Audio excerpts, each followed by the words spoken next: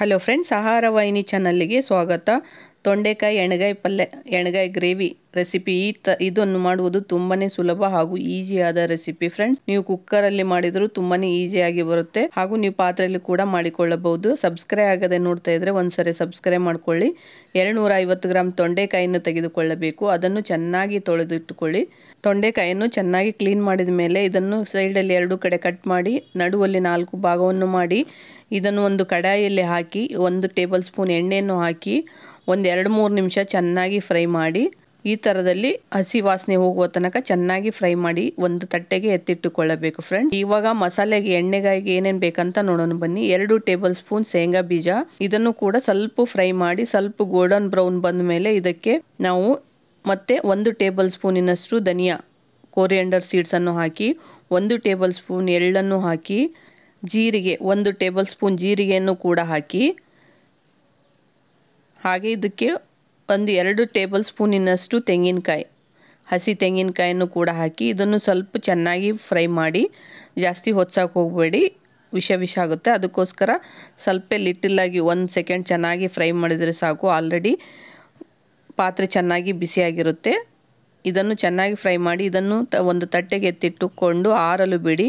ಆರಿದ ಮೇಲೆ ಮಿಕ್ಸಿ ಜಾರಿಗೆ ಹಾಕಿಕೊಳ್ಳಬೇಕು. ಮಿಕ್ಸಿ ಜಾರಿಗೆ ಹಾಕಿಕೊಂಡು ಇದನ್ನು ಮೊದಲಿಗೆ ನುಣ್ಣಗೆ ರುಬ್ಬಿಕೊಳ್ಳಿ.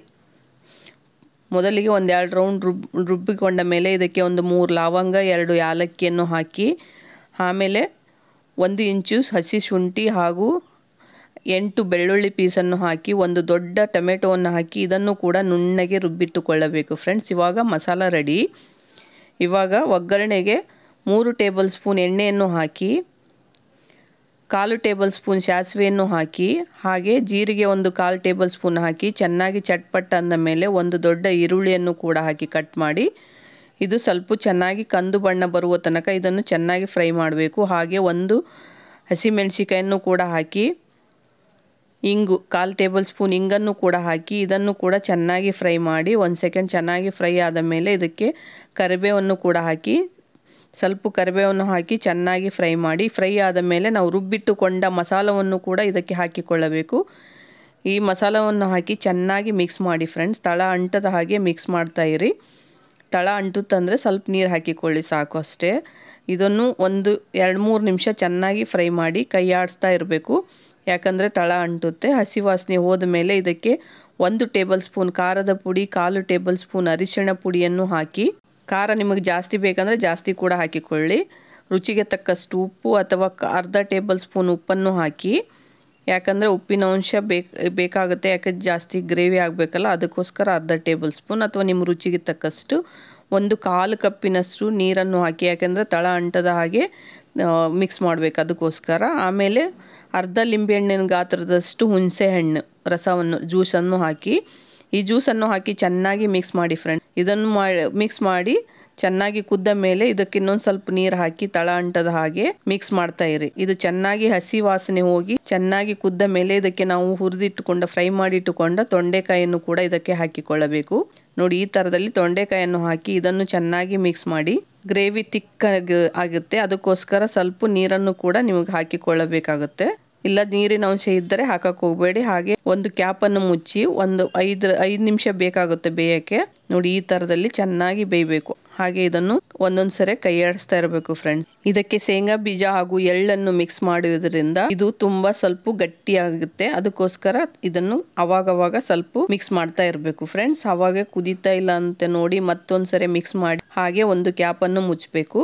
ಇದು ಚೆನ್ನಾಗಿ ಕುದಿಯುವ ತನಕ ಚೆನ್ನಾಗಿ ಮಿಕ್ಸ್ ಮಾಡ್ತಾ ಇರಿ. 2 ನಿಮಿಷಕ್ಕೊಮ್ಮೆ ಚೆನ್ನಾಗಿ ಮಿಕ್ಸ್ ಮಾಡಿದ್ರೆ ಚೆನ್ನಾಗಿರುತ್ತೆ. ಕುದ್ದಿದೆ ಇಲ್ಲ ಅಂತ ನೋಡಿಕೊಳ್ಳಿ. ಚೆನ್ನಾಗಿ ಕುದ್ದಿಲ್ಲ ಅಂದರೆ ಇನ್ನೊಂದು ಸ್ವಲ್ಪ ಕುದಿಸ್ಬೇಕಾಗುತ್ತೆ. ಇದಕ್ಕೆ ಸ್ವಲ್ಪ 1/2 ಇಂಚಿನಷ್ಟು ಬೆಲ್ಲವನ್ನು ಹಾಕಿ ನೋಡಿ. ಆಮೇಲೆ ಬೇಕಂದ್ರೆ ಇನ್ನೊಂದು ಸ್ವಲ್ಪ ಕುದಿಸಿಕೊಳ್ಳಿ. ಇದು ಚೆನ್ನಾಗಿ ಫ್ರೈ ಆಗಬೇಕು. ಚೆನ್ನಾಗಿ ಫ್ರೈ ಆದರೆ ಪಲ್ಯ ಎಣ್ಗಾಯಿ ತುಂಬಾನೇ ಚೆನ್ನಾಗಿ ಬರುತ್ತೆ. ನೋಡಿ, ಈ ಥರದಲ್ಲಿ ಥಿಕ್ನೆಸ್ ಬರಬೇಕು. ಜಾಸ್ತಿ ತಿಕ್ಕಾದರೆ ಚೆನ್ನಾಗಿರಲ್ಲ, ಮೀಡಿಯಂ ಥಿಕ್ನೆಸ್ ಇರಬೇಕು.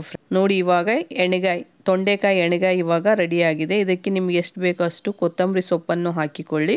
ಇದನ್ನು ಕೂಡ ಚೆನ್ನಾಗಿ ಮಿಕ್ಸ್ ಮಾಡಿ ಇದನ್ನು ಹಾಕಿದ ಮೇಲೆ ಏನು ಚೆನ್ನಾಗಿ ಜಾಸ್ತಿ ಬೇಯಿಸಕ್ಕೆ ಹೋಗಬೇಡಿ. ಸುಮ್ಮನೆ ಹಾಗೆ ಒಂದು ಸ್ವಲ್ಪ ಮಿಕ್ಸ್ ಮಾಡಿ 1 ಸೆಕೆಂಡ್ ಬೇಯಿಸಿ ಸಾಕು. ಇದು ಚೆನ್ನಾಗಿ ಕುದ್ದಿರಬೇಕು, ಗಂಡಿರಬಾರ್ದು, ಇದು ಗಟ್ಟಿಯಾಗಿರಬಾರ್ದು. ಆ ಥರದಲ್ಲಿ ಇದನ್ನು ಚೆನ್ನಾಗಿ ಫ್ರೈ ಮಾಡಿ ಕುದಿಸಿಕೊಳ್ಳಿ.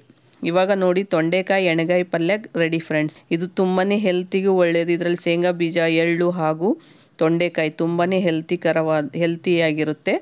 ಇದನ್ನು ನೀವು ವಾರದಲ್ಲಿ ಒಂದು ಸರಿ ಆದರೂ ಈ ಥರದಲ್ಲಿ ಮಾಡಿಕೊಳ್ಳಿ, ಚೆನ್ನಾಗಿರುತ್ತೆ. ಇದು ಚಪಾತಿ, ರೊಟ್ಟಿ, ರೈಸಿಗೂ ತುಂಬಾ ಚೆನ್ನಾಗಿರುತ್ತೆ. ನೀವು ಇಡ್ಲಿ, ದೋಸೆ ಕೂಡ ಗ್ರೇವಿ ತಿನ್ಬೋದು, ಚೆನ್ನಾಗಿರುತ್ತೆ ಫ್ರೆಂಡ್ಸ್. ಇದಕ್ಕೆ ಟೋಟಲಾಗಿ ಒಂದು ಗ್ಲಾಸ್ ನೀರು ಇರಬೇಕು, ಚೆನ್ನಾಗಿ ಕುದಿಯುತ್ತೆ. ನಿಮಗೆ ಸ್ವಲ್ಪ ಹಾಕಿಕೊಳ್ಳಿ, ಅಥವಾ ಒಂದೇ ಟೈಮು ಒಂದು ಗ್ಲಾಸ್ ನೀರನ್ನು ಹಾಕಿ ಕುದಿಯಲು ಬಿಡಿ. ಇದು ತುಂಬ ಚೆನ್ನಾಗಿರುತ್ತೆ. ಈ ಪಲ್ಯ ಒಂದ್ಸರಿ ಟ್ರೈ ಮಾಡಿ. ನಿಮಗೆ ಇಷ್ಟ ಆದರೆ ಸಬ್ಸ್ಕ್ರೈಬ್ ಮಾಡ್ಕೊಳ್ಳಿ, ಶೇರ್ ಮಾಡಿ, ಲೈಕ್ ಮಾಡಿ, ಬೆಲ್ ಐಕಾನ್ ಒತ್ತಿದರೆ ನೋಟಿಫಿಕೇಷನ್ ನಿಮಗೆ ಬರುತ್ತೆ. ಲೈಕ್ ಮಾಡಿ ಹಾಗೆ. Thank you to all friends.